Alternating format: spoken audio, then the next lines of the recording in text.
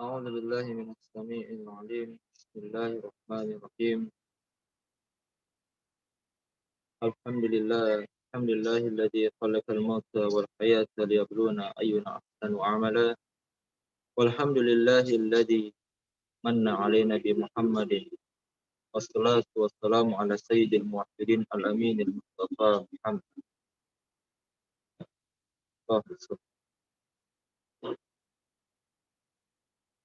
الصلاة والسلام على سيد الموحدين الأمين المصطفى محمد. اللهم صل على محمد وعلى آله الطيبين الطاهرين. Alhamdulillah, pada sore yang penuh berkah ini saya akan membahas tentang cinta dan kerinduan. Sebelum kita membahas tentang cinta, sini saya akan pertama-tama membahas tentang rindu terlebih dahulu. Rindu, rindu adalah suatu perasaan yang mana bersifat universal. Keuniversalan ini maksud saya adalah dia dirasakan oleh semua orang. Rindu ini juga tak mengenal usia. Seorang anak kecil juga mengalami rindu, di mana ketika mengalami keterpisahan dengan ibunya.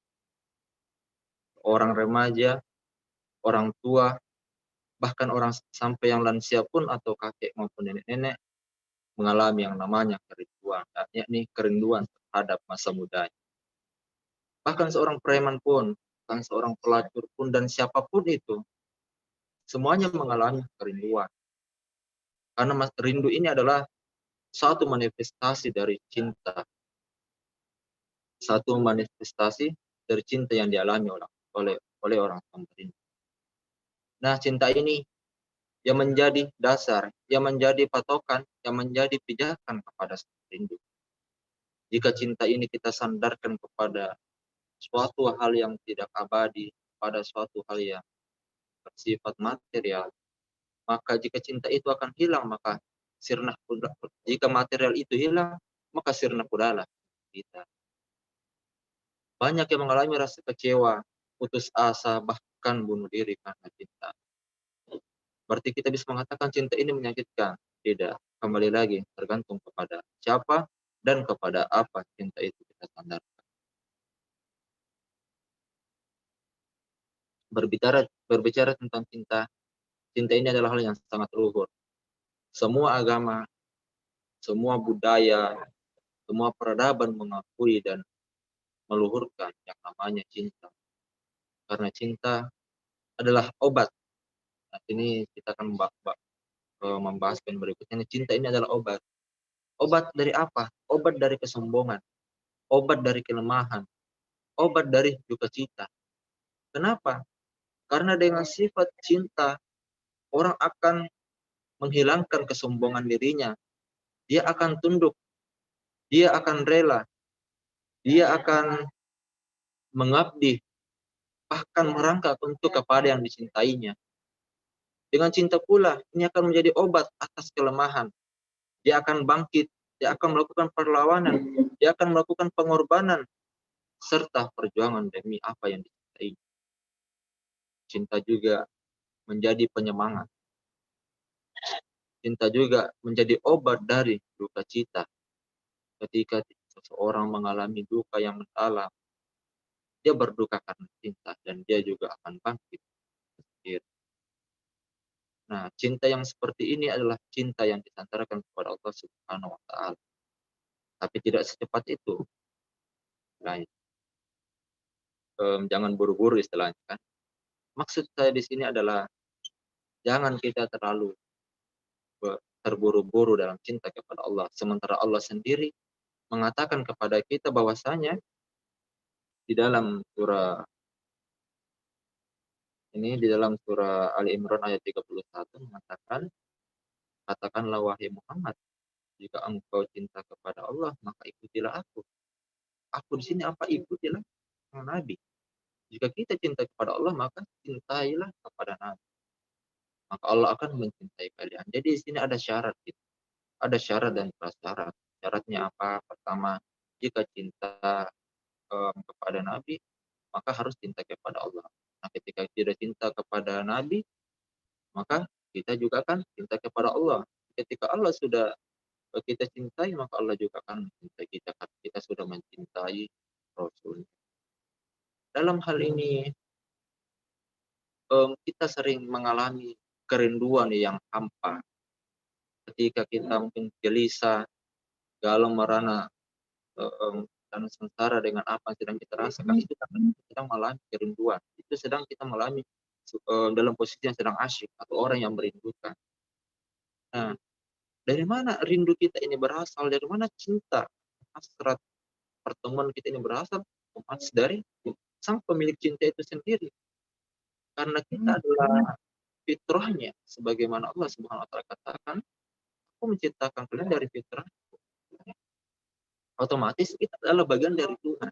Jadi ketika kita mengalami keterpisahan, jauh darinya kita akan mengalami sebuah jarak. Yang mana jarak ini akan melahirkan sebuah sifat yang namanya rindu. Karena kita mengalami keterpisahan. Nah, kita masih bersyukur karena kita masih diberikan rasa rindu dan rasa cinta. Tunggu betapa malangnya, betapa celakanya kita jika kita tidak mengalami posisi seperti ini. Apalah daya seorang pecinta tanpa seorang yang dicintai? Apalah daya bagi orang yang telah kehilangan cintanya, yang telah kehilangan kerinduannya? Sungguh dia tidak akan mengenal kehidupan. Bagaimana Plato mengatakan, siapa yang tidak mengenal cinta dalam hidupnya, maka sungguh dia berjalan dalam gelap gulita. Dalam hal ini, seperti yang saya katakan tadi, ketika kita ingin mencintai Allah, kita akan mencintai. Kita harus juga mencintai makhluknya, yakni ciptaan. Sini ada hubungan, jadi cinta itu ada hubungan horizontal dan ada hubungan vertikal. Cinta itu bukan hanya lari ke atas, yakni lari kepada Tuhan, tapi bagaimana kita juga cinta kepada makhluknya. Siapa makhluknya? Yaitu makhluk yang paling agung, makhluk Sayyidul Wujud.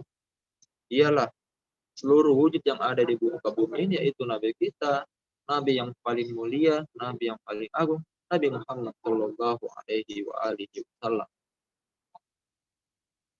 Dalam hal ini, kenapa kita harus mencintai Rasulullah Shallallahu Alaihi Wasallam? Karena tidak lain, beliau adalah manifestasi, beliau adalah tajalli keindahan, keagungan dan kasih sayang Allah Subhanahu Wa Taala.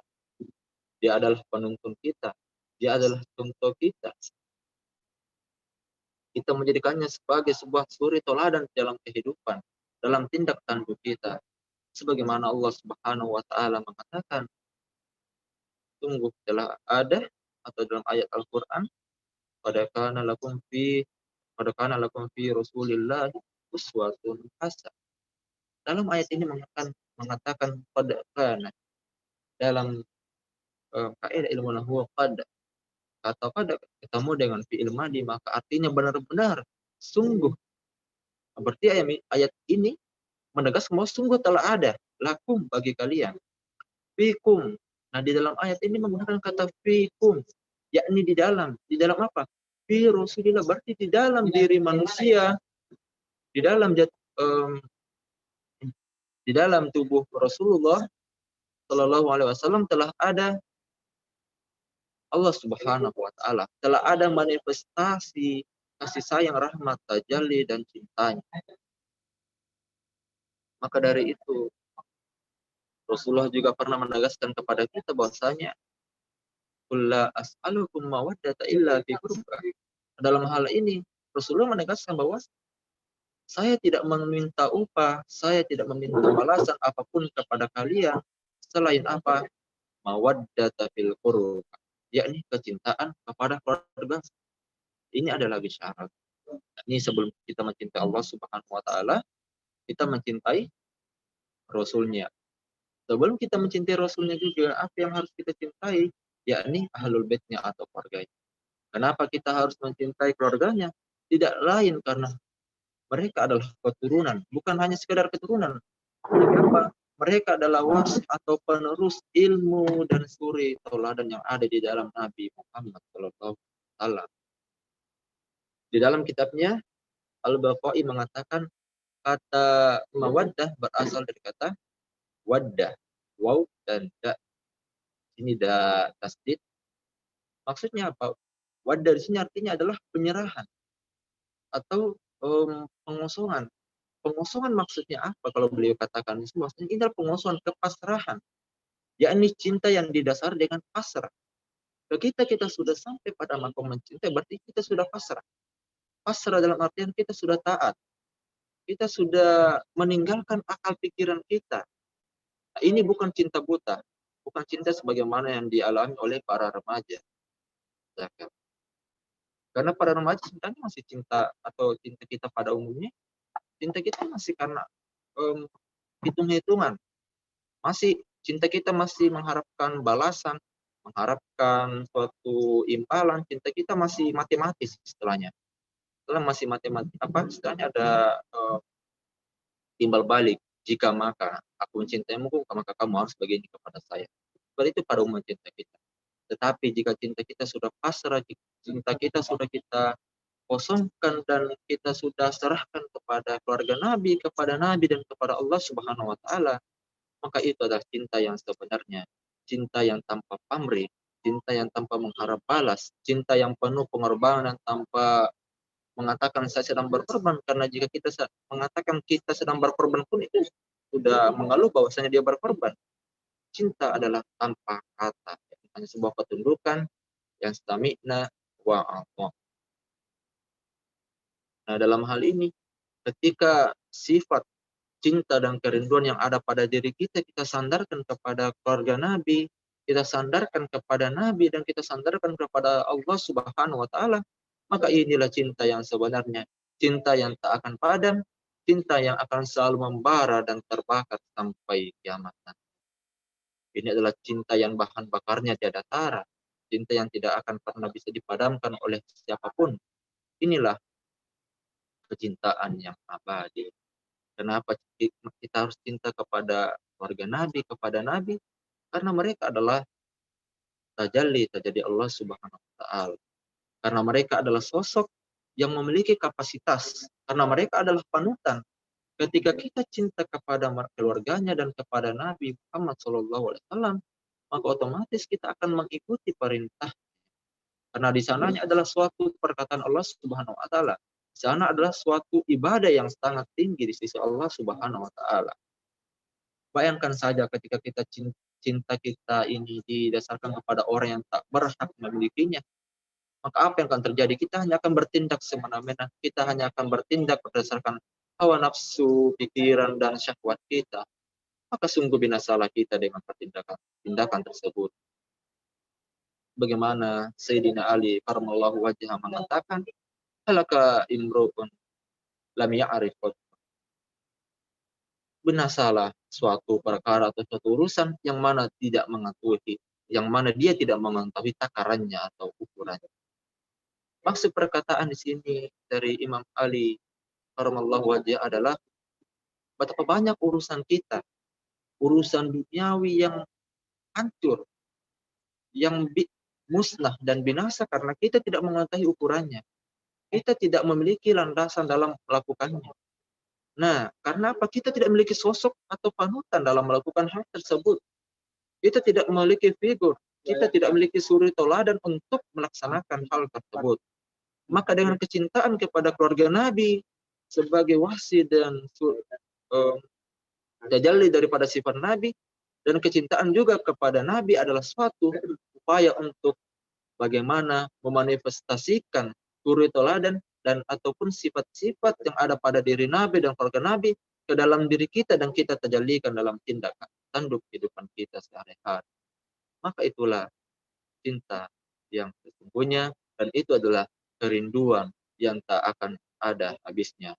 Kerinduan yang dibatasi dengan jarak, kerinduan yang dibatasi dengan suatu pertemuan, tapi betapa indahnya kerinduan yang kita alami ini dibandingkan kerinduan yang biasanya dialami oleh para remaja dan para darah. Maka dari itu, bertepatan dengan hari Maulid juga pada hari ini, mari kita bertabarukkan kepada Nabi, mari kita bertabaruk kepada keluarganya, kepada para sahabatnya yang setia mengikutinya. Karena hanya dengan beliau, karena hanya dengan keluarganya dan para sahabatnya lah kita dapat merasakan risalah Islam yang murni dan suci ini. kita dapat merasakan cinta dan kerinduan yang sangat indah yang tiada tara ini. Dan ini adalah nikmat. Kurang lebihnya mungkin yang bisa saya sampaikan pada hari ini. Saya akan tutup dengan perkataan dari Plato. Dia mengatakan, barang siapa yang tidak mengenal cinta dalam kehidupannya, maka sungguh dia akan tenggelam. Sungguh dia telah berjalan di dalam gelap gulita. Maka binasalah kita jika kita tidak mengenal cinta kita dan kepada siapa kerinduan kita sandarkan. Akhirul kalam ala kunikum syukurun ala husni imamikum. Assalamualaikum warahmatullahi wabarakatuh.